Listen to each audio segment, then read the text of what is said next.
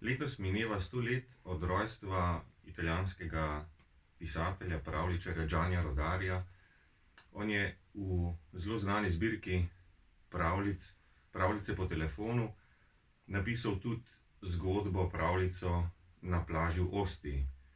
Pripoveduje o tem, kako se neki možakar pojavi na plaži v Ostii, pa je, ker je seveda vsa zasedena, prepolna, se ne more nikamor več uleči, zato pritisne na gumb na svojem sončniku, zleti v zrak in se potem na ležalnik, ki tudi seveda zleti v zrak, uleže pod ta sončnik in bere knjigo 2-3 metre nad glavami vseh, ki so na to plažo prišli tisti dan.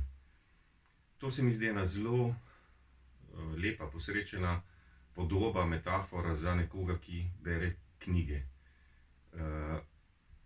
Vidi svet in ga opazuje, seveda svet, ki ga obdaja, ampak ga lahko opazuje iz ene druge perspektive. Z ene take perspektive, ki je mogoče malo nenavadna, ki bi je ne bil deležen ali pa je ne bi poznal, če knjig ne bi bral.